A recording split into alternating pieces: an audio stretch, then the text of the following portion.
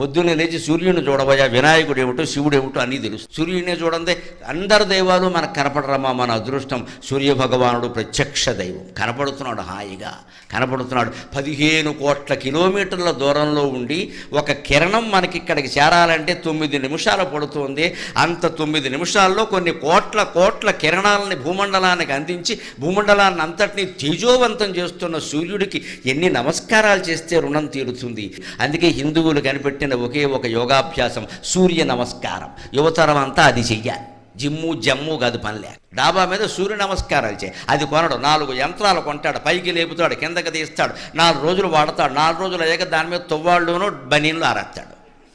అది ఎందుకు కొన్నామంటే తువ్వాళ్ళు బనీన్లు ఆరేడారు. సూర్య నమస్కారానికి యంత్రంతో పని లేదండి. తుండుగొడ్డ ఓ చాపోటి డాబా మీద వేసుకుంటే హాయిగా చేయి, ఒళ్ళంతా బాగుంటుంది. రోజు సూర్య నమస్కారాలు చేసేవాడికి, రోజు సూర్యోదయం సూర్యాస్తమయం చూసేవాడికి డి విటమిన్ లోపం రాదండి అసలు.